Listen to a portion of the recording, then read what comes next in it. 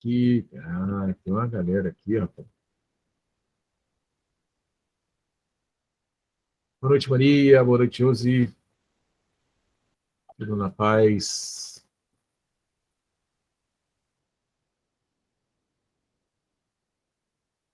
Então, vamos que vamos. Vou começar logo, porque esse tipo de aula, vocês sabem como é que é, né? O tempo voa, irmão.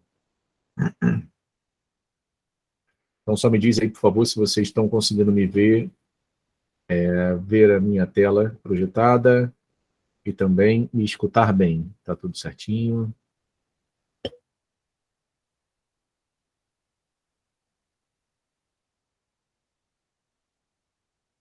Se tiver tudo certo, a gente começa. Tudo boa? Beleza. Fala, Josi. Fala comigo antes da gente começar. Essa questão eu já fiz? Não, na verdade, eu acho que eu coloquei ela no material, mas a gente não fez, não deu tempo, né? Deu tempo de fazer essa? Ah, alguém fez quinta. Ah, ih, rapaz. Ferrou, então. Então pode ser que as questões que eu botei, outro professor tenha feito, né?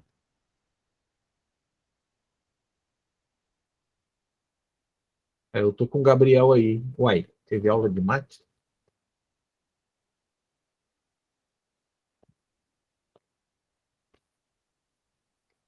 Não, mas de boa, a gente pode fazer outra.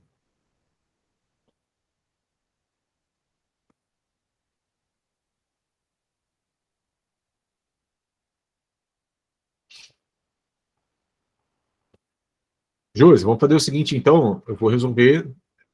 É. Quem não viu essa questão aqui? Se tiver uma galera que não viu essa questão, eu faço. Para quem já viu, vai ver um outro professor fazendo, de repente eu faço de uma maneira diferente. Isso pode ser produtivo, né? Querem que eu faça ou querem que eu pule?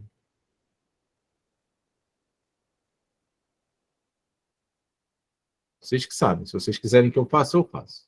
Então, tem gente que não viu, então beleza. Pessoal aí, então, desculpa quem já viu, vou fazer aqui, tá? Mas aí eu, de repente, se vocês virem que está sendo de uma maneira diferente, isso pode ser até proveitoso para vocês, tá legal? Então vamos lá, pessoal. A gente está falando aqui de questões. Beleza, tamo junto, tamo junto. Essa página é a 116, vou olhar aqui agora. Ó, cadê a 4? Questão 4, está aqui, a página 116. É a primeira página do material. Eu não sei qual é. Ih, agora eu não sei qual é, não. É do material novo que me passaram. Ó, eu vou projetar minha tela aqui para vocês verem. Vê.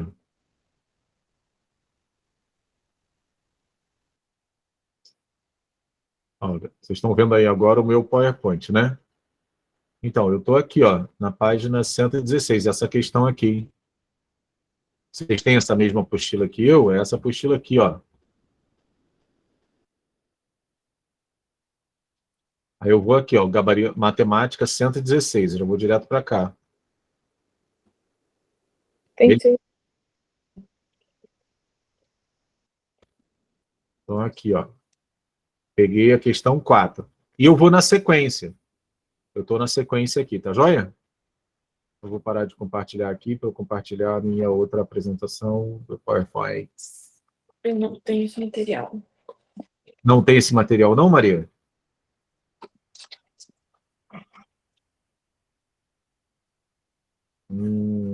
Vou falar com a outra Maria, sua xará, para mandar esse material para ti aí. Vou falar com a outra Maria aqui. Eita.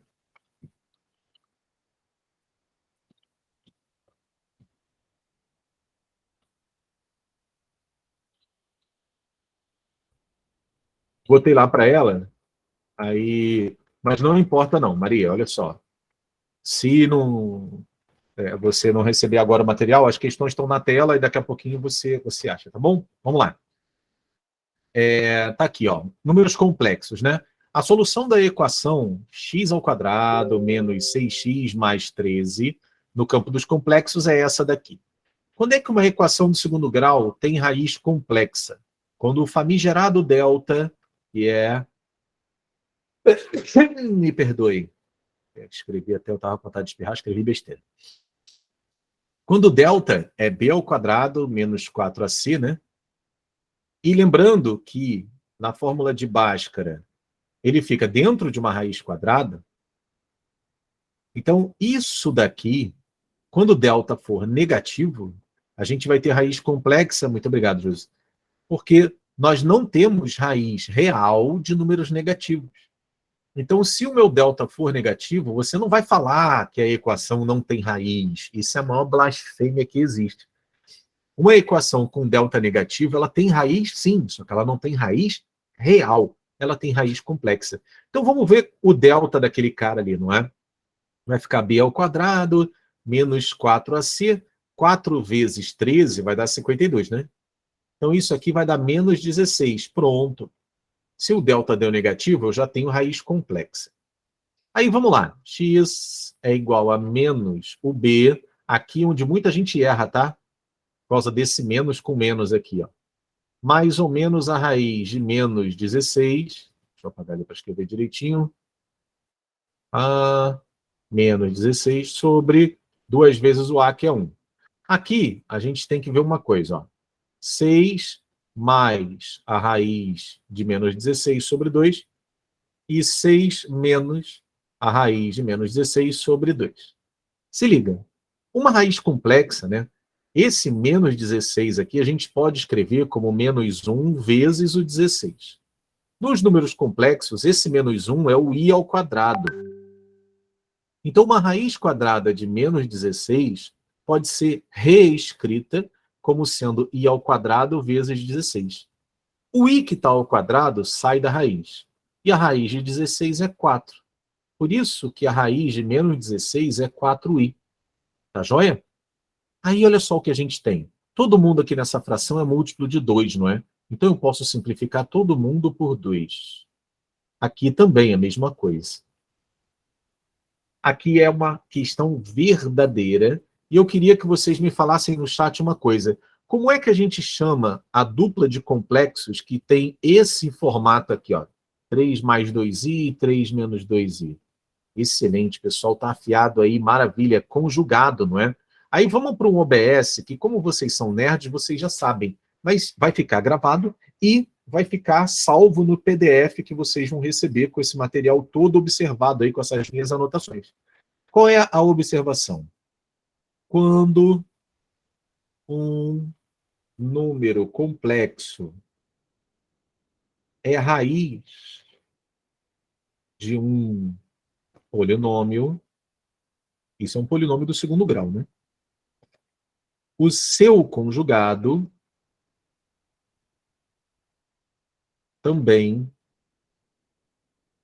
será raiz. Todo mundo ligado nessa observação? Todo mundo sabia disso? Falem aí comigo. Bruna, por que tem sempre que multiplicar por menos 1?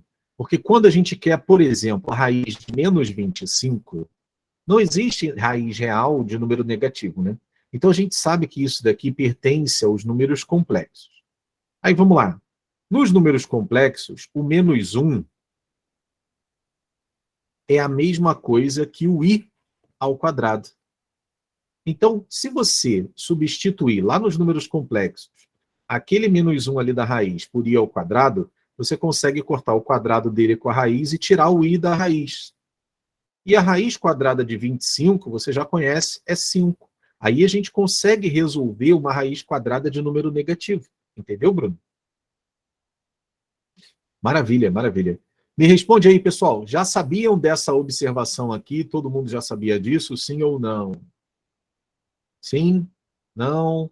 Não? Sim? Não? Beleza. Fala, Maria Clara. Eu vou fazer uma pergunta para vocês aí, tá? Não deixa esfriar, não. Deixa eu só ver o que a Maria Clara quer perguntar. Respondo a ela. Mas, tipo, onde eu uso isso mesmo? Maria Clara, essa é uma pergunta muito, muito, muito como é que eu posso dizer, frequente quando eu dou aula de números complexos, né? Ainda mais para vocês que serão médicos, vocês nunca usarão números complexos na medicina, não mesmo. Então, número complexo você só consegue em questões de vestibular que falem sobre polinômios. Aí você consegue ter alguma coisa desse tipo, mas não vai usar em muitos lugares, não. Tá bom? Infelizmente. Mas é uma coisa que ainda cai no vestibular. Não acho que deveria cair mais, mas ainda cai. Vamos lá, pessoas. Uma perguntinha para vocês. Um polinômio do terceiro grau, ele tem quantas raízes obrigatoriamente? Fala para mim. Um polinômio do terceiro grau obrigatoriamente tem 3 raízes. Excelente. Verdadeiro ou falso? Um polinômio do terceiro grau pode ter 3 raízes reais. Verdadeiro ou falso? VOE. É verdadeiro, né? Um polinômio do terceiro grau, ele pode sim ter 3 raízes reais. Excelente. Um polinômio do terceiro grau pode ter uma raiz real e 2 complexas. Verdadeiro ou falso? É verdade, número complexo vai cair na Unirv todo ano, pessoal. Excelente, verdadeiro. Terceira pergunta. Um polinômio do terceiro grau pode ter 3 raízes complexas. Verdadeiro ou falso? É falso, não é? Por que é falso, prof? Porque um polinômio, ele sempre vai... quando ele tem raiz complexa, uma raiz complexa sempre vem com o seu conjugado. Elas sempre vêm de 2 em 2. Então, ela sempre vem aos pares. Eu nunca terei um número ímpar de raízes complexas. Tá legal? Por quê? Porque raízes complexas sempre vêm com o seu conjugado. Não tem como vir um número ímpar. Show de bola. Então, vamos para a letra B de bola agora. Tá aqui, ó. O número complexo Z diz aqui que Z ao quadrado é igual a 21 mais 20i. É representado somente por 5 mais 2i. Ah, rapaz. Vamos ver uma coisa? Um complexo Z é o complexo A mais BI, não é? E quando você faz o quadrado dele, isso daqui é um produto notável, não é? O quadrado do primeiro mais 2 vezes o primeiro pelo segundo mais o quadrado do segundo. O quadrado do segundo vai ser b ao quadrado, i ao quadrado. O i ao quadrado no número complexo, a gente já viu hoje, né? Ele é menos 1. Se ele é menos 1 vezes b ao quadrado vai dar menos b ao quadrado. Aí eu vou fazer o seguinte, eu vou juntar esse menos b ao quadrado com esse a ao quadrado no cantinho esquerdo aqui, ó, a ao quadrado menos b ao quadrado, e vou deixar o 2abi aqui no finalzinho. E vou comparar os dois números complexos. Pessoal, números complexos são iguais quando a parte real, ou seja, a parte que não tem o i, é igual à parte real do outro. Então, eu já sei que a ao quadrado mais b ao quadrado é igual a 21. E a parte imaginária, o coeficiente imaginário de um é igual ao coeficiente imaginário de outro. Então, 2ab é igual a 20. Esse 2 aqui eu posso simplificar. Então, eu sei que o produto do A com o B, nesse exemplo, vale 10. Muito bom. Até aqui está todo mundo comigo?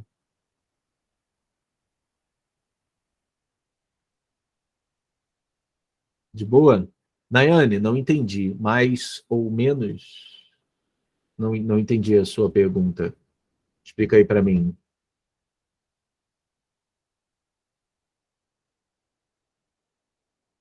No A2 menos B2, aqui é menos por quê? Olha para aqui, Nayane. Olha para esse pedacinho aqui, tá vendo? Ó? B ao quadrado, I ao quadrado, o I ao quadrado é menos 1. Aí ficou assim, ó. Tá vendo? Aí isso aqui vai acabar dando menos B ao quadrado.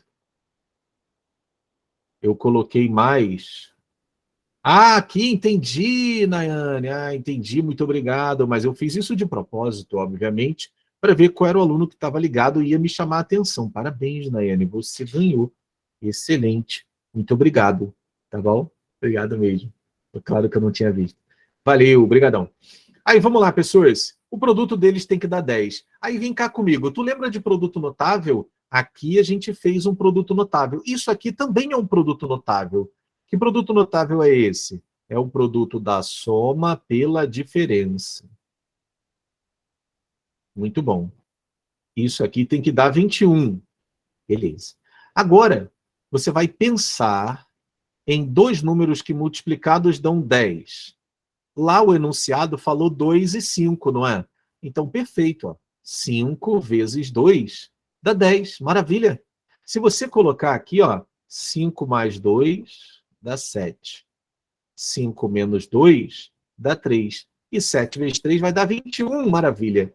Só que o que a gente tem que ir atrás é o do somente, não é? Será que é somente isso? Vamos ver. Se eu pegar menos 5 e multiplicar por menos 2, também vai dar 10, não vai? Vamos ver se funciona nesse produto notável do 21 aqui também. Se eu pegar menos 5 menos 2, e aqui for menos 5 menos, esse menos aqui, ó, é esse aqui, menos 2. Será que isso vai dar 21? Isso aqui dá menos 7. Aqui dentro vai ficar menos 5 mais 2. Aí fica menos 7 vezes menos 3. Opa, também dá 21, não é? Ih, cara, então o complexo menos 5 menos 2i também serve para essa igualdade aqui. Então, essa daqui é falsa. Tudo bem? Exatamente, Isa. Isso daí é colocado de propósito mesmo, tá? Toda vez que vocês visualizar palavras assim, somente, só isso, então só tem essa raiz, desconfia e dá uma pesquisada com mais calma. Tá legal? Foi esse daí, pessoas? De boa? Maravilha. Temos aqui na sala dois tipos de pessoas. As pessoas que já viram essa questão, que um outro professor fez aí numa outra aula, e aqui uma galera que não tinha visto. Todo mundo está tranquilo em relação a isso? De boa total? Alguém quer perguntar alguma parada? Não? Então, vamos em frente. Aqui na letra C fala de forma trigonométrica. Eu não quero resolver a questão direto. Eu quero falar com vocês um pouquinho sobre isso, né? Sobre forma trigonométrica. Vamos lá. Primeiramente, tem algumas coisas na parte geométrica do complexo que a gente tem que saber. Primeiro de tudo, esse gráfico aqui é chamado de plano de Argand-Gauss, ou plano de Gauss, tá? Todo complexo tem a sua parte imaginária, que é o coeficiente imaginário, e aqui você tem o seu coeficiente real. Muito bom. Aí, se você tem um complexo aqui, por exemplo, vou te dar um exemplo de um complexo Z, que tem a parte real, sei lá, vamos botar assim, raiz de 3, e essa parte aqui eu vou botar, sei lá, 1, tá certo? Que complexo é esse? É o complexo raiz de 3 mais i. Esse é o nosso complexo, tá certo? Existe uma linha que sai daqui da origem e vai ligando o número complexo. Essa linha a gente chama de módulo do número complexo. Todo mundo ligado nesse nome? Módulo é o tamanho da linha que liga a origem ao número complexo, ao ponto que representa o número complexo. O nome que a gente dá para esse ponto qual é? Alguém sabe? Em número complexo, qual é o nome que a gente dá para esse ponto? Isso aqui é chamado de afixo. Já tinham escutado sobre esse nome? Pode ser que esse nome caia para você. Então, vocês precisam saber o que é um afixo. Afixo é a representação do ponto referente ao número complexo. Esse número complexo ele está distante do eixo real por um determinado ângulo θ. Alguém sabe qual é o nome nos números complexos que a gente dá para esse ângulo θ? Vocês estão aí, gente? Então, vamos lá. O nome que a gente dá para isso, Vitória, excelente, é argumento. Tá? Eu sei que são nomes escrotos, eu sou completamente contra você gravar nomes, mas pode ser que pergunte isso para você, tá? Aí vamos lá. Como é que a gente calcula, prof, o módulo de um número complexo? Aí eu vou falar para você aqui, ó. Esse tamanho aqui, isso aqui é um triângulo retângulo, você está vendo? O módulo é a hipotenusa. Esse cateto, no meu exemplo, vale 1. Esse cateto, no meu exemplo, vale raiz de 3. Então, qual é o módulo desse número complexo? O quadrado da hipotenusa é igual à soma dos quadrados dos catetos. Então, para você calcular o módulo de um número complexo, pessoal, vai ser sempre o módulo ao quadrado é igual a ao quadrado mais b ao quadrado. O nome disso é Pitágoras. E aquele a é o coeficiente real e o b é o coeficiente imaginário. Vamos calcular aqui, ó. Isso daqui vai dar 1 mais 3, que dá 4. Isso aqui vai ser raiz de 4. O módulo do meu exemplo é 2. Guarda isso no coração, que a gente já já vai brincar com isso. Aí o argumento, né? Como é que eu calculo esse ângulo, prof? Nós estamos dentro de um triângulo retângulo, não é verdade? E dentro do triângulo retângulo nós temos cateto oposto, nós temos cateto adjacente. O cateto oposto é a parte imaginária. E o cateto adjacente é a parte real. Isso daqui, na verdade, é a tangente do seu argumento. Então, quando você tem um número complexo assim, mostrado na parte algébrica, o argumento é a parte imaginária sobre a parte real. Isso aqui vai dar 1 sobre raiz de 3, que é a mesma coisa que raiz de 3 sobre 3 se você racionalizar. Joia? Qual é o ângulo que você conhece que tem tangente raiz de 3 sobre 3? Falem para mim. 30 graus, maravilha, é o 30 graus. Então, o meu argumento, ele vale 30 graus. Toda parte trigonométrica de número complexo não usa graus, ela usa radianos. Qual é o 30 em radianos? Ele é π sobre quanto? Se você lembrar que o π é 180, por quanto você divide o 180 para achar o 30? 6. Então, é a tangente de π sobre 6. Então, o meu argumento é π sobre 6. Muito bom, excelente. Você sabe representar um número complexo na forma trigonométrica? Você escreve um módulo e dentro de um parêntese você escreve cosseno do argumento mais i seno do argumento. No nosso caso, o módulo, a gente calculou ali, né? Vale 2. Aí tem o cosseno de π sobre 6 mais i seno de π sobre 6. Isso daqui pode ser escrito assim, ou pode ser escrito de uma outra maneira, que é uma maneira simplificada, que é 2 cis de π sobre 6. Já viram essa maneira aqui? 2 cis de π sobre 6? Já viram essa maneira de escrita? Pois é. Quem não viu, eu vou te explicar por que disso. Você sabe o que significa cis? É C de cosseno, e o is é de i seno. Tá vendo? Ó? C de cosseno, i seno. Esse sinal aqui sempre será mais. Sempre, sempre. Tá joia? Ô, Isa, pode crer. Eu sei que muita gente não estuda, sabe por quê? Ele não é importante, Isa, para o Enem. E eu sei que ele não é importante para a vida da maioria das pessoas quando a gente fala de ensino superior. Só que tem alguns vestibulares que, infelizmente, pedem isso daí para você passar, não é? Por exemplo, Isa, não é só a Unirv, não. A UFO também pede, a Unicamp também pede, a FUVEST também pede, a Unifesp também pede, a UNB, Josi, beleza. Várias faculdades importantes pedem isso nos seus vestibulares. Então, a gente fala para os alunos assim, vamos estudar complexo nas vésperas da prova.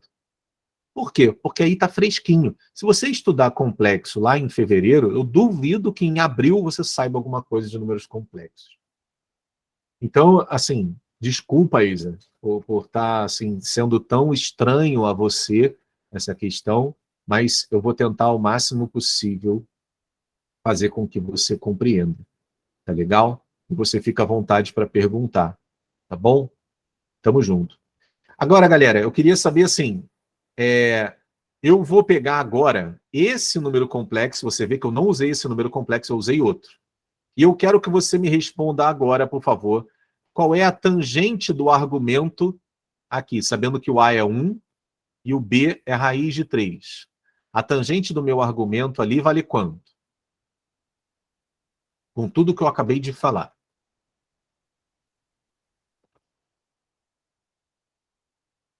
Hoje vocês estão mais devagar. Isso. Raiz de 3, porque é o B sobre... Não é 45, não. É raiz de 3 sobre 1, certo? Olha aqui, ó, ó, ó. E esse cara aqui, qual é o ângulo que você conhece que tem a tangente raiz de 3? É o ângulo de 60 graus. 60 graus em radianos vale π sobre quanto? É só pensar em quanto você divide o 180 para encontrar o 60. 3. Exatamente. Então eu sei que o meu ângulo vai ser π sobre 3. Eu já posso botar falso aqui, não é? Olha aqui, ó. O que ele encontrou aqui é isso aqui, ó. Concorda comigo? Ele encontrou o resultado como se o nosso complexo fosse esse. Mas o complexo dele é outro, tá vendo? Tudo bem, pessoas? Isa, tranquilo nisso? Sabendo agora, mesmo que você tenha sido apresentado agora a essa tangente. Tranquilo esse procedimento aqui da tangente? Show de bola. Então vamos para a letra D agora. Ih, não, cadê a letra D? Ih, rapaz, eu não deixei mais espaço para a letra D, não? Eu não resolvi aqui. Então vamos resolver a letra D aqui, ó. O complexo tchananã, é representado na forma algébrica por isso aqui. Deixa eu perguntar uma coisa para vocês, olha só. Quando a gente escreve que um número complexo é 1 mais i sobre 1 menos i, na verdade, você tem um complexo aqui e você tem outro complexo aqui, não é verdade? E o que o z, que é o número complexo que ele apresentou para você, está fazendo? Ele está fazendo uma operação de divisão entre dois números complexos. Eu não posso apresentar um número complexo nesse formato. Todo número complexo é apresentado nesse formato simples aqui. Então, você tem que dividir aqueles números complexos. Aí, deixa eu te perguntar uma... Aqui é menos embaixo, desculpa, deixa eu botar ali. Tchan, tchan, tchan. Tchan, tchan, tchan. Menos. Então, eu tenho que fazer alguma coisa com isso para que esse i suma do meu denominador. Aí tem algumas pessoas que pensam assim, professor, multiplica por i, por cima e embaixo. Aí eu vou fazer aqui para você ver que não dá certo. Ó. 1 vezes i vai dar i, mais i vezes i vai dar i ao quadrado. Embaixo, i vezes 1 vai dar i, menos i vezes i vai dar i ao quadrado. Tudo que tem i ao quadrado eu vou substituir por menos 1. Então vai ficar assim. Esse menos 1 com esse menos aqui da frente fica mais 1. Olha só o que aconteceu. O i continuou no denominador. Então, para que eu elimine o meu i do denominador, eu tenho que fazer igual a racionalização. Você lembra como é que você racionaliza isso aqui, ó? 1 menos raiz de 2? Você racionaliza multiplicando por 1 mais raiz de 2. Por que você faz isso, não é? Em cima e embaixo. Por que você faz isso? Porque isso vira um produto notável. E esse produto notável faz o quadrado do primeiro menos o quadrado do segundo. Aí você consegue eliminar a raiz. Isso aí, Vitória. Então eu vou multiplicar esse cara pelo conjugado, para que eu vire um produto notável. Olha só, aqui, quadrado do primeiro menos o quadrado do segundo. E o quadrado do i é menos 1, cara. Olha só. Então, aqui embaixo vai ficar 1 mais 1, que dá 2. Olha só que legal. O meu denominador virou 2. O i sumiu. E o que eu tenho na parte de cima? Lembrando que se eu multiplicar uma fração por um número, eu tenho que multiplicar em cima e embaixo.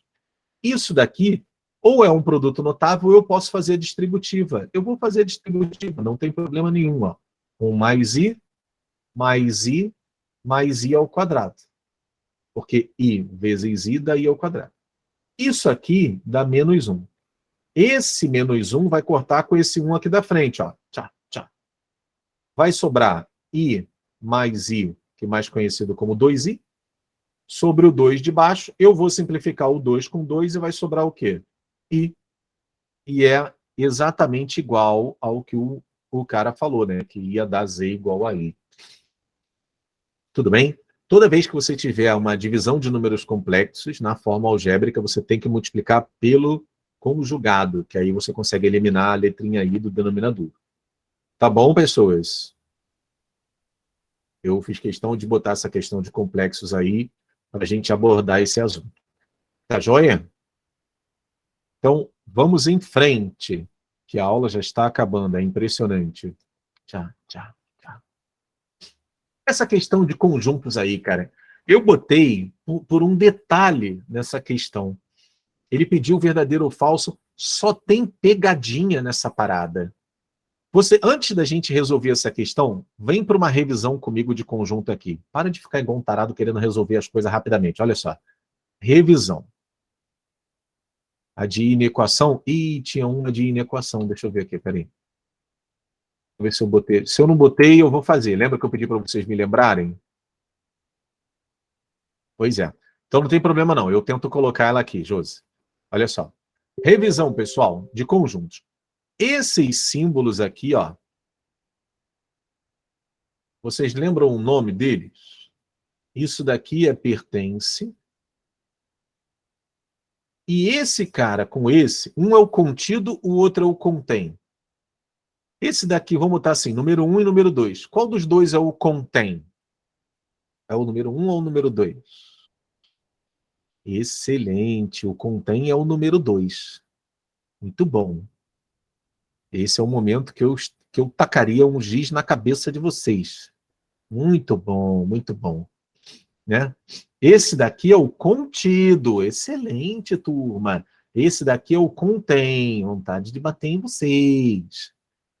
Vamos lá. Esse é o contido, esse é o contém. Aí eu quero saber o seguinte: o pertence a gente usa quando a gente está tratando de elemento com conjunto. Por exemplo, vamos lá. O 2 pertence a esse conjunto aqui, ó. Isso aqui eu uso pertence porque o 2 é um elemento e isso aqui é um conjunto. Maravilha. Esses dois a gente usa quando a gente está tratando conjunto com conjunto. Como é que eu identifico um conjunto, cara? Bom, pode ser de várias maneiras diferentes, né? Como é que você identifica um conjunto? Quando tem alguma coisa entre chaves, por exemplo. Esse cara aqui é o símbolo de conjunto vazio. Esse cara aqui é o outro símbolo de conjunto vazio. E é assim que a gente identifica conjuntos. Tá certo? E os elementos não têm chaves. Muito bom. Minha pergunta para vocês é: se contido e contém ambos usam conjunto com conjunto, quando é que eu escolho contido e quando é que eu escolho contém?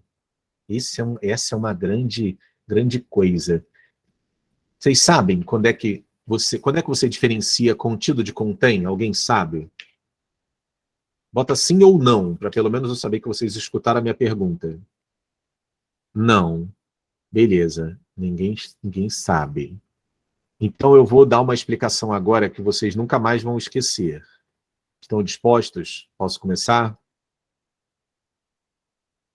Para nunca mais esquecer aquela explicação marcante. Então vamos lá. Aí na cidade de vocês deve estar calor pra caramba, mas aqui no Rio de Janeiro está chovendo a beça já tem mais de um mês. Eu não sei mais o que é piscina, mas vamos pensar numa piscina, aquele sol de 43 graus, você não querendo sair da piscina, ficando igual jacaré, só o olho para fora da piscina, o olho não, senão tu não respira. Só o nariz para fora da piscina. Aí vem cá, você está na beira da piscina. Aí você fez o seguinte, você entrou na piscina. Imagina você entrando na piscina. Me responde, qual é a frase correta? Você está contido na piscina ou você contém a piscina? Responde para mim. Você está contido na piscina. Muito bom, muito bom, muito bom, muito bom. Agora eu vou inverter a pergunta. A piscina contém você dentro dela ou a piscina está contida em você? Beleza. Então vamos lá. Por que então que você está contido na piscina? Porque tu é menor que a piscina, cara. Você não tem como conter a piscina dentro de você, porque a piscina é maior que você. Certo? Então, qual é o segredo de contido e contém? O tamanho dos conjuntos. Se você tá falando assim, o conjunto A está contido no conjunto B, com certeza o conjunto A é menor que o conjunto B. Por quê? Porque se ele está contido, ele está lá dentro do conjunto B, então ele é menor que o conjunto B. Agora, se eu falo que o B contém o A, é porque o B é maior que o A. Certo? Tudo bem? Todo mundo entendeu? Sim? Então responde direto a letra C para mim. Ela está certa ou está errada?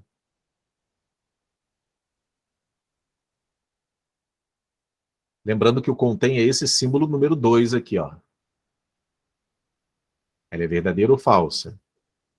Ela é falsa, né, pessoal? Ela é falsa por quê? Porque o conjunto da esquerda é menor que o conjunto da direita. Então é falso. Ela se tornaria verdadeira se o sinal não fosse contém, mas sim contido. Aí ela seria verdadeira. Tudo bem? Beleza? Show de bola. Por que, eu já vou começar assim, por que que a letra A é falsa? Por que que a letra A é falsa? Aí a pessoa está assim, a bundinha do sinal sempre vai apontar para o menor conjunto. Exatamente, Isa, exatamente. Muito bom, muito bom.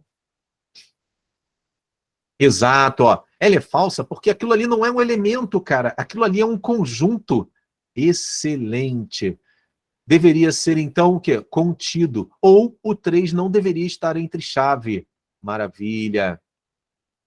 Pode, Bruna, pode comparar exatamente assim. Perfeita observação. Gente, a Bruna Nerd está ajudando vocês aí com uma comparação sensacional.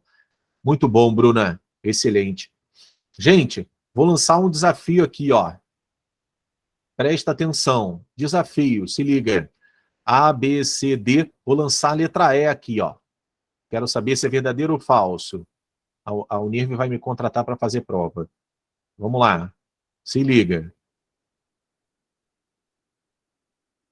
Verdadeiro ou falso, não. Eu não vou fazer assim, não. Eu vou fazer diferente. Eu vou mandar você completar. Eu quero saber qual o sinal que você botaria aqui.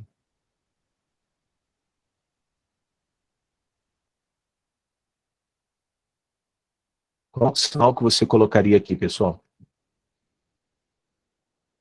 Ai, meu Deus, mudou. Foi mal. Pertence, contido. Vamos lá, vamos lá, vamos lá, vamos lá. Contido. É com esse tipo de questão que a Unirv pega vocês. Vamos lá. Se você olhar só para o que está na esquerda, raiz de 3 é um conjunto, concorda comigo? É um conjunto. Então aí o sinal ali do meio deveria ser contém ou contido. Perfeitamente.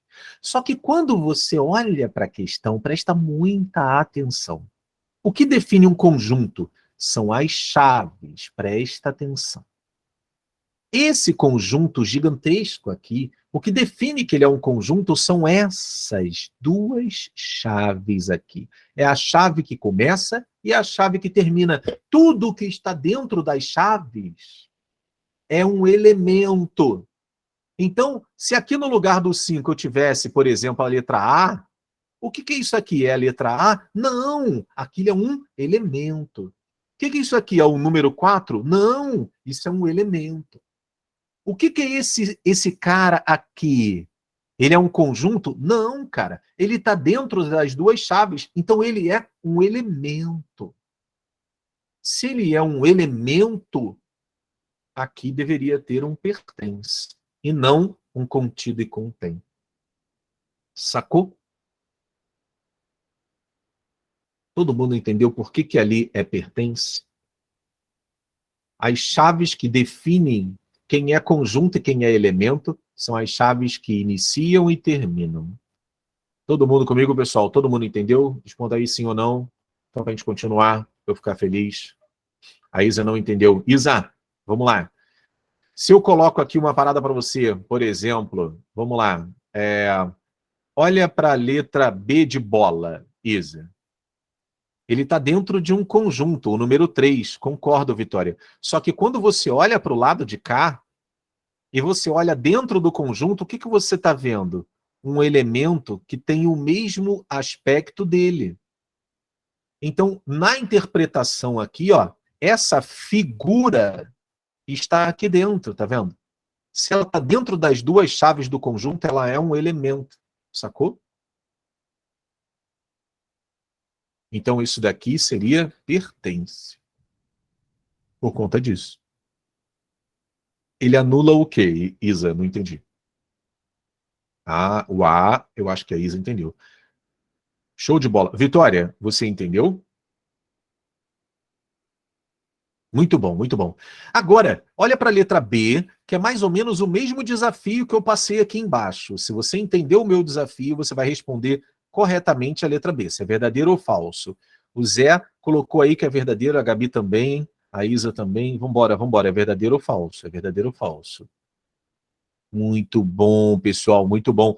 Isso daqui é um conjunto vazio se você estiver interpretando ele como conjunto. Porém, se você olhar para o que está à direita, as duas chaves determinam que todo mundo que está dentro dela perde o seu sentido real e passa a ser um elemento. Então, olha aí a figura que está aqui dentro. É uma bola riscada. Aquela figura dentro das chaves deixou de ser conjunto vazio e passou a ser uma bola riscada. Então, que porra é essa aqui? É uma bola riscada. Então, é verdadeiro que aquilo ali está pertencendo àquele conjunto. Tudo bem, pessoal? Muito bom. Estou muito feliz que vocês entenderam. Agora, a letra D é uma questão teórica. Por quê? Na teoria, a gente diz que o conjunto vazio está contido dentro de qualquer conjunto. Tá certo? Ah, é difícil de entender isso. Como é que o conjunto vazio está dentro daquele conjunto ali que tem 7 elementos? Pois é uma questão teórica mesmo. É a mesma coisa eu falar para você que, vamos lá, que o zero fatorial é 1. É meio difícil de explicar, entendeu? Mas a letra D é uma questão teórica. Tudo bem com essas pegadinhas aí de conjunto, pessoal? Podemos seguir adiante? Podemos? Maravilha. Beleza. Ah, o Zé perguntou, a C, por que que ela é falsa, ô Zé? A letra C? Foi isso que você perguntou? Então, vamos lá. Porque aquele sinal que está ali, Zé, é um sinal de contém. A gente só usa sinal de contém quando o conjunto da esquerda é maior que o conjunto da direita. E o conjunto da esquerda tem 2 elementos. O conjunto da esquerda tem 2 elementos, da direita tem 5. Ele é menor. Então aquele sinal ali deveria ser de contido e não de contém. Por isso que é falso. Sacou? Maravilha, maravilha. Vamos só para essa daqui e depois eu pego a questão de inequações, tá? Vamos lá. Essa primeira questão aqui fala de coeficiente angular da reta que passa por esses pontos, galera. Reta. Você tem 2 possibilidades. Ou você pensa nisso daqui pensando em função afim, ou você pensa nisso daqui pensando em geometria analítica. Eu sei que é a mesma coisa. Só mudam as letras. Esse cara é o coeficiente angular, esse cara também. Esse cara é o coeficiente linear, esse cara também. Esse cara é o termo independente, esse cara também. Mas todo mundo já viu as 2 formas da reta, tanto da função afim quanto da geometria analítica? Fala comigo aí no chat só para eu saber. Todo mundo já viu? Maravilha, maravilha. Se você já viu, e eu acho que vocês vão fazer o Enem também, no Enem, coeficiente angular não é uma linguagem legal. Como é que a gente chama esse cara para uma linguagem de Enem? Quem foi meu aluno aí deve lembrar. Como é que a gente chama esse cara? A gente chama de taxa de variação constante. Beleza. E como é que a gente calcula essa taxa de variação constante ou o coeficiente angular? A gente calcula o ΔY sobre o ΔX dos dois pontos. Por exemplo, o y do ponto B menos o y do ponto A sobre o x do ponto B menos o x do ponto A. Isso, Josi, excelente. Então, vou voltar assim já, Vitória. Aqui é menos 3 sobre menos 6, que vai dar meio. Então, correta a letra A. Tudo bem, pessoas? Vocês já sabiam dessa estratégia aqui do ΔY sobre o ΔX? Ou vocês montariam um sistema para achar a letrinha A? O que vocês fariam? Fala para mim aí. Vitória, vamos lá. Tira um print aí rapidinho. Me diz aí, pessoas, vocês sabiam dessa ΔY sobre ΔX? Fariam um sistema? Geometria analítica é isso aí que a gente fez. É um ΔY sobre ΔX. Só que com a letra M e não com a letra A. Mas também seria ΔY sobre ΔX. Tá joia? Vamos lá agora. Aqui. Caraca. Prof, o que é aquilo ali? X ao quadrado mais Y ao quadrado menos X mais 4Y menos 3 igual a zero. Isso é uma equação de circunferência, pessoal. Vamos lá, presta muita atenção aqui numa coisa. Resuminho aqui de equação de circunferência, para você nunca mais esquecer. Quem tem dificuldade em decorar a equação da circunferência? Fala aí para mim. Bota no chat. Quem tem dificuldade de decorar a equação da circunferência? Sério, gente? Vocês não foram meus alunos não, né? De Mate 2? Caraca. Então vamos lá. Quer aprender agora para também nunca mais esquecer? Essas aulas de Unirv estão sendo sempre assim, né? Quer aprender para nunca mais esquecer? Quer aprender para nunca mais esquecer? Então, vem comigo aqui, ó. Presta bem atenção. Eu vou pegar um pontinho aqui qualquer. Isso aqui é XY, um gráfico normal, pá. Vou pegar isso daqui como ponto A. Aí vou botar aqui XA, YA, beleza. Aí vou pegar aqui um ponto, sei lá, um ponto B, aqui, B. Tá. XB, presta atenção, me dá atenção agora, não copia não, hein? E aqui o YB, beleza. Pessoal, se eu ligar esses dois pontos, isso daqui é a distância entre esses dois pontos, concordam comigo? Bota aí, sim ou não, sim ou não, sim ou não. Vamos agitar esse chat aí. Vamos lá.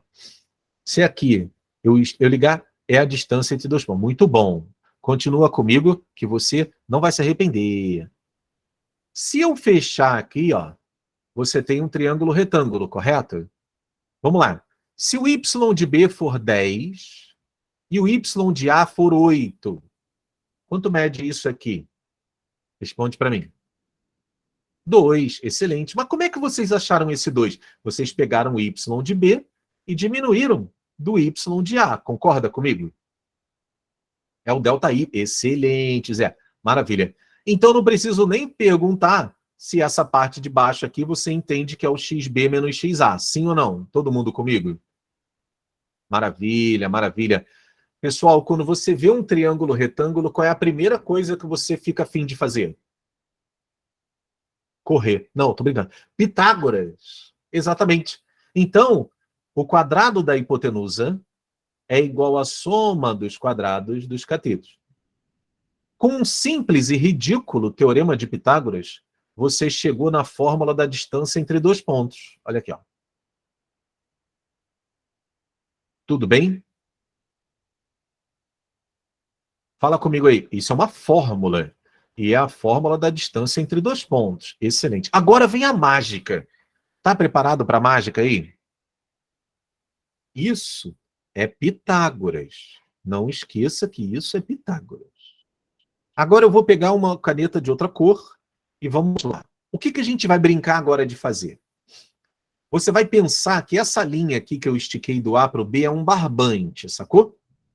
E você está na sala de aula e você vai fixar o A no quadro, vai esticar o barbante e vai brincar de rodar o ponto B. olha aqui, ó, o que vai acontecer. Se você brincar de rodar o ponto B, você vai criar uma circunferência onde essa distância ela é constante em qualquer posição do B. Você acabou de criar uma circunferência onde esse D passou a ser o raio, o XB passou a ser um ponto móvel, então ele deixou de ser XB e passou a ser só X. O XA é um ponto que ficou fixo, que a gente passou a chamar de centro da circunferência. Então ele vai ser a coordenada X do centro. O Y do B, ele passou a ser um ponto móvel, né? E o Y do A é o Y fixo, que é o Y do centro. Você sabe o que é isso daqui? É a equação da circunferência, que nada mais é do que um teorema de Pitágoras. Até aqui está todo mundo comigo? É chamada a equação reduzida da circunferência. Aí o cara fala assim, caraca, prof, vamos lá, Giovana. O que eu fiz? A equação preta você entendeu, Giovana? Beleza. O que eu fiz?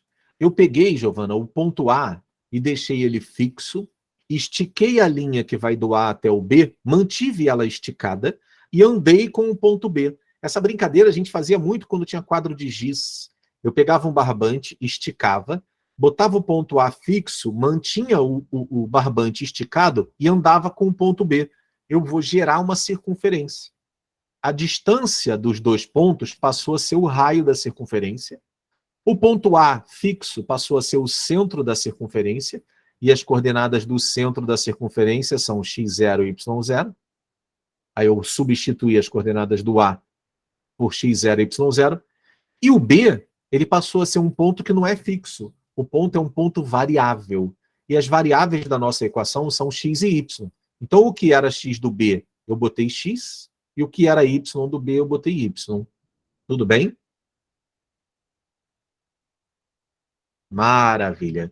Agora, para vocês que são inteligentes, vamos lá. Galera, isso aqui é um produto notável, não é? Se isso é um produto notável, abre esse produto notável, quadrado do primeiro menos 2 vezes o primeiro pelo segundo, mais o quadrado do segundo. O outro também é um produto notável. Abre também. Quadrado do primeiro, menos 2 vezes o primeiro pelo segundo, mais o quadrado do segundo.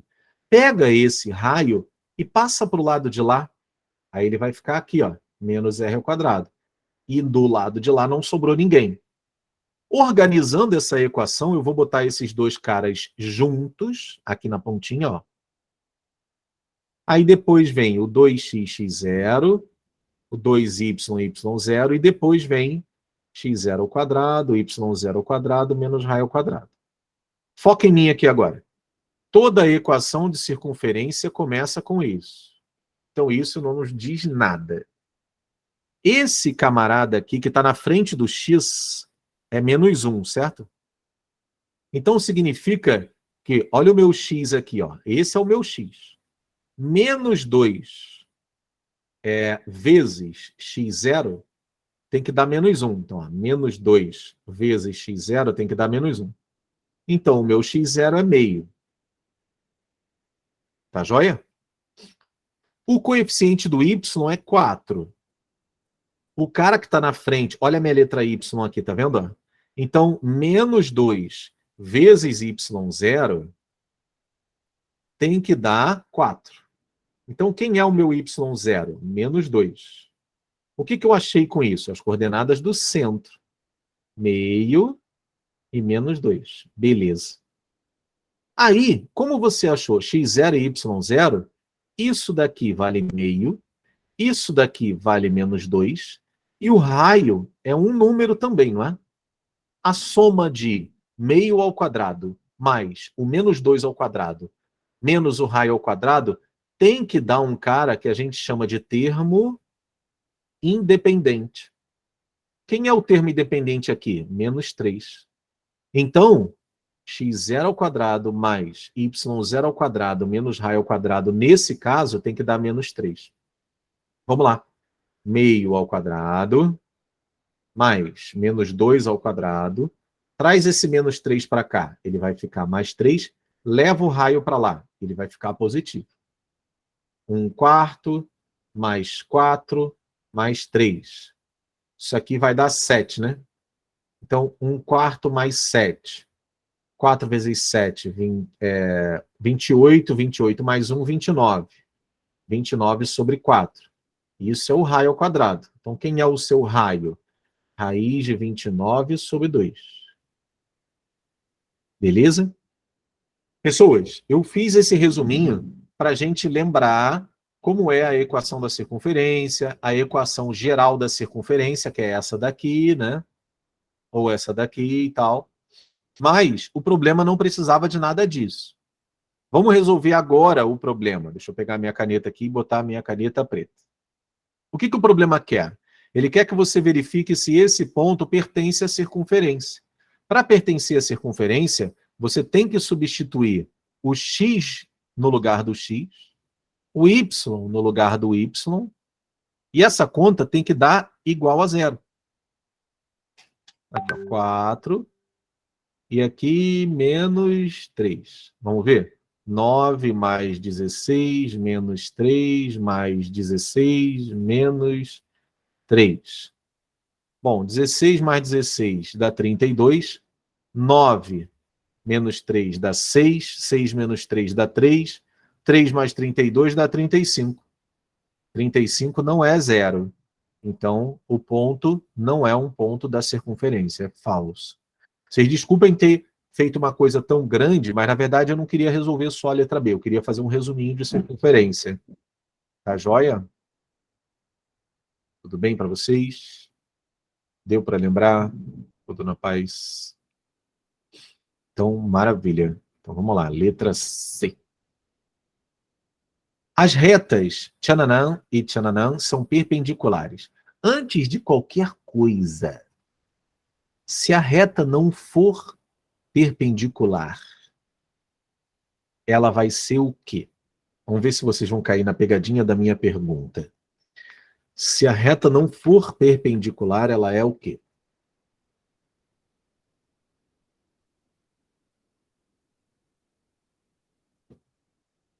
Eu falei que tinha pegadinha, ninguém respondeu nada, né?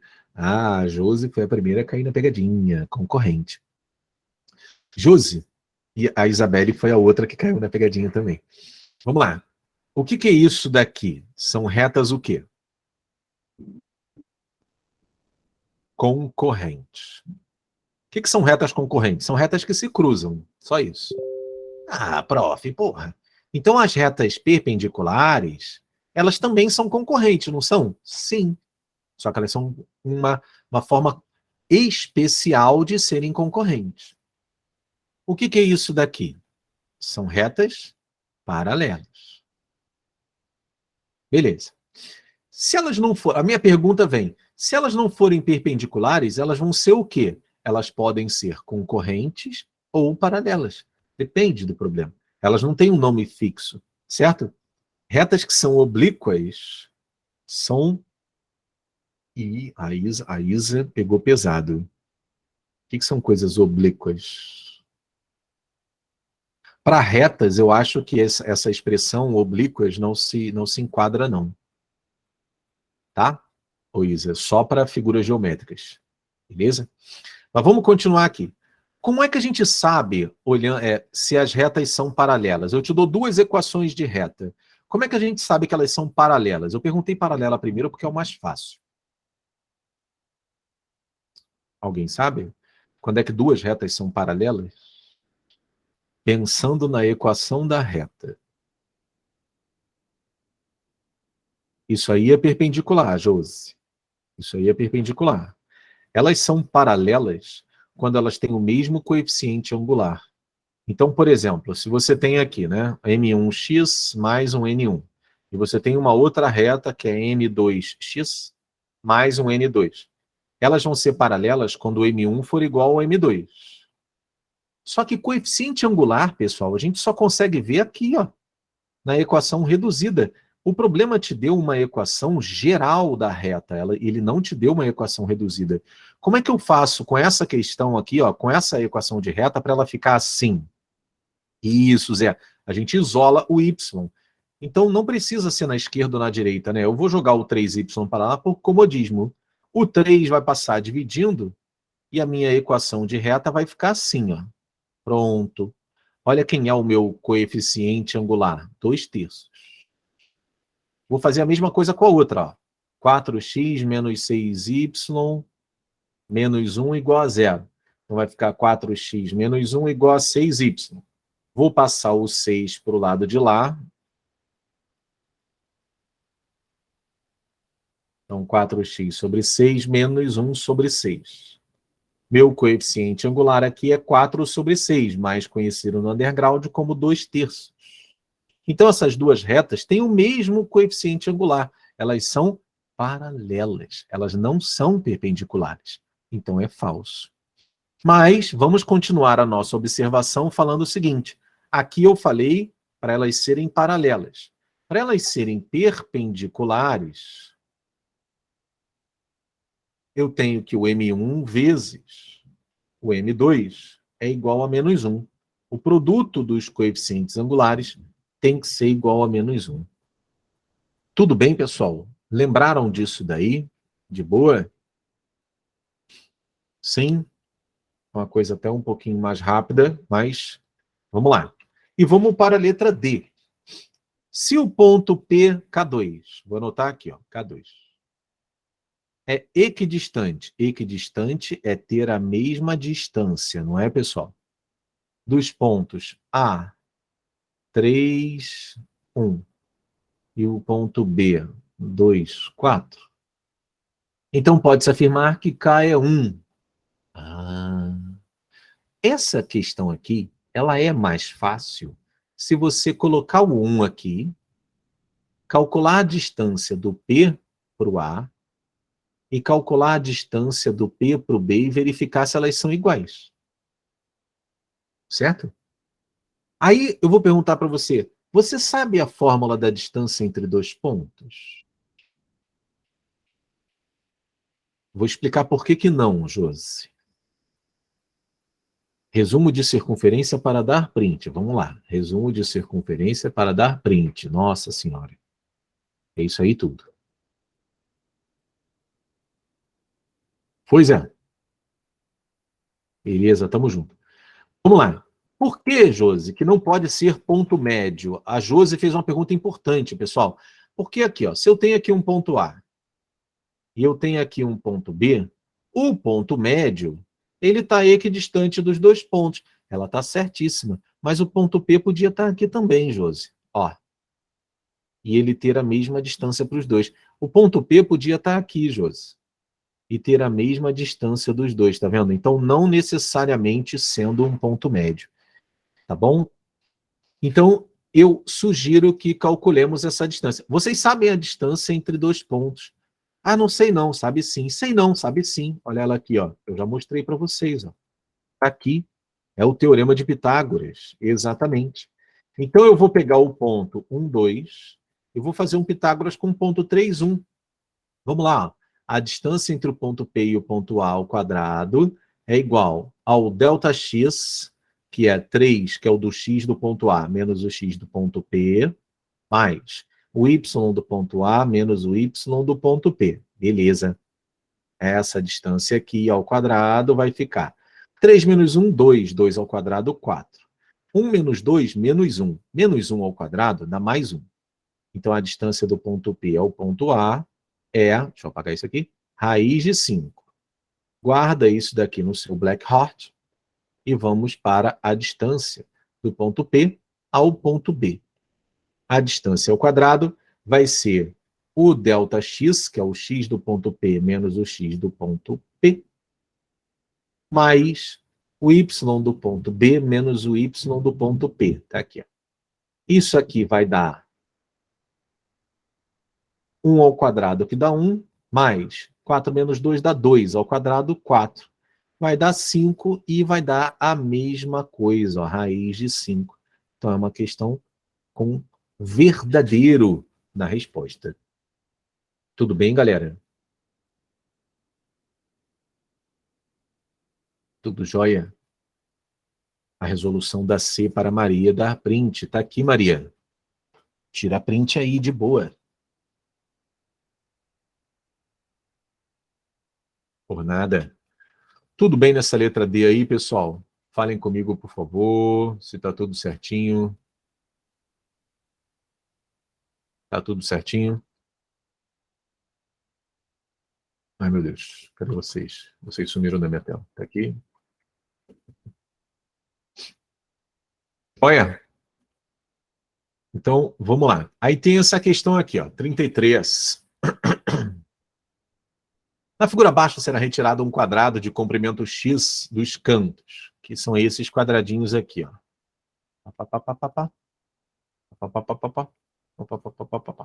Beleza. Então, esse pedaço aqui ficou 16 menos 2x. Esse pedaço aqui ficou 50 menos 2x. Tudo bem? Sabendo-se que as dimensões dessa caixa sem tampa são números naturais, ou seja, isso daqui é um número natural, isso daqui é um número natural, e x é um número natural. Porque a nossa caixa vai ficar assim, ó.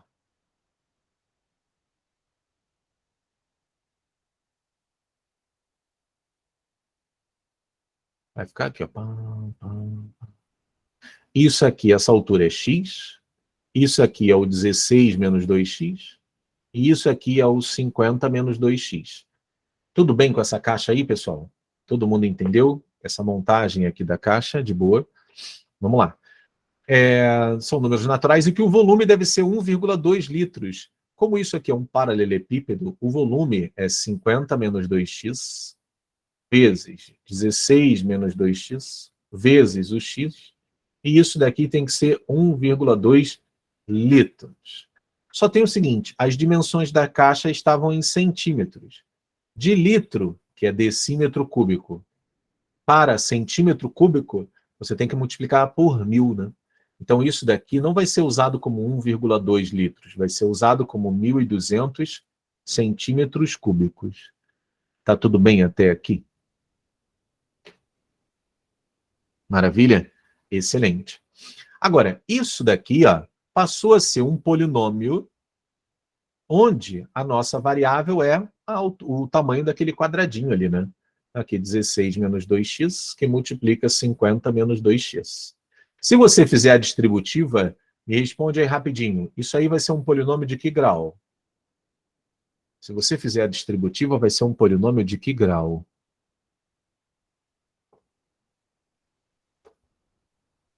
Isso, excelente, um polinômio de terceiro grau. Porque, olha só, se você multiplicar esse x por esse x, vai ficar ao quadrado, mas ainda vai dar para multiplicar por esse x, então ficaria ao cubo. Certo? Tudo bem? Vocês esqueceram daquele x isolado ali na frente, né? Vocês só fizeram a distributiva entre os parênteses, sacou? Muito bom. Então, olha para a letra A e me diz se a letra A está certa. Verdadeira ou falsa? Letra A. Está dizendo que o volume da caixa é representado por isso aqui. Ah, prof, parece tão certinho. Olha esse cara aqui, ó. Esse cara que está invalidando a nossa... Isso, está invalidando. Gente, a gente já viu pela outra aula que a gente teve, né? Que por probleminha, por coisas pequenininhas, parece ser verdade, né? Mas coisas pequenininhas a gente invalida uma letra. Então, muita atenção. Ele falou que a área total da caixa é 940 centímetros quadrados. Caraca. Bom, para a gente saber a área total da caixa, eu preciso resolver esse polinômio aqui, ó, que ali deu 1.200, né? Então, vamos lá, vamos ter que resolver o polinômio. Fazendo essa distributiva aqui, eu vou fazer primeiro desse parêntese, ó. Vamos lá. 50 vezes 16 vai dar 800. 50 vezes menos 2x dá menos 100. Eu vou botar aqui, menos 100x. Menos 2 vezes 16 dá menos 32x. Menos 2x vezes menos 2x dá mais 4x2. Tá. E eu vou multiplicar todo mundo pelo x. Então vai ficar 4x3 menos 132x ao quadrado mais 800x. E esse volume tem que ser igual a 1.200. Então, menos 1.200 é igual a zero. Todo mundo comigo aqui nesse polinômio? Todo mundo entendeu o que eu fiz? Agora vamos lá, vai virar aulinha de polinômio. Eu posso dividir todo mundo por 4 porque está igualado a zero. Aí vai ficar x3 menos. Isso aqui vai dar 33x2 mais 200x menos 300. Isso aqui é igual a zero. Tá. Agora vamos ver aqui como é que a gente vai fazer isso. Caraca. A área total da caixa. Minha Nossa Senhora. Isso aqui vai dar uma trabalheira danada para resolver. Meu Deus. Né, Isabelle? Pois é. Eu botei essa questão aqui pensando só na formação do polinômio. A área total da caixa. Caraca. Eu vou ter que saber esse x. De qualquer maneira, eu tenho que saber o x para responder essa daqui também. Para responder essa letra C também. E demora, Isabelle, demora mesmo, demora mesmo.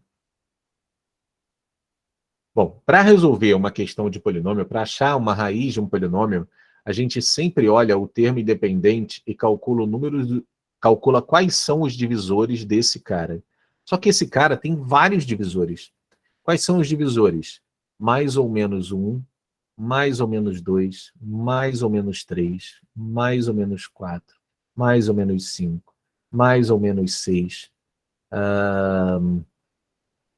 mais ou menos 10, mais ou menos 15, mais ou menos 20. Olha só, olha quantos divisores tem. Aí quando a gente faz, isso continua, né? Quando a gente faz isso, a gente tem que pegar os divisores e experimentar os divisores aqui no lugar do x. Só que esses coeficientes aqui são muito grandes para a gente experimentar esses caras aqui. Então, seria uma coisa realmente muito trabalhosa para a gente fazer para calcular esse x aqui. O soma e produto não sai? Vamos ver. Ó. O problema aqui, Josi, é que nós temos 3 raízes, não são 2 raízes. Sacou? E outra coisa, o produto das 3 raízes está ali, é negativo e tal, mas isso não quer dizer nada. A soma dá positiva. Como é um polinômio do terceiro grau, eu ainda posso ter uma raiz real e 2 complexas, ainda tem essa. Aí como é que a gente resolve soma e produto com raiz complexa, tá vendo? Não dá muito para a gente identificar, não. Então tem que ser por aquilo ali mesmo. Não tem jeito. Mas a gente consegue fazer o seguinte, olha só, eu acho que a gente consegue fazer o seguinte. As dimensões da caixa são A, B e C. Vamos chamar isso aqui de A, isso aqui de B e o xzinho de C, beleza?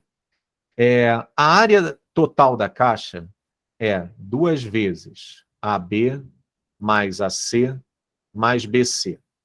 E isso daqui sai pelas relações de Girard, que é a soma e produto.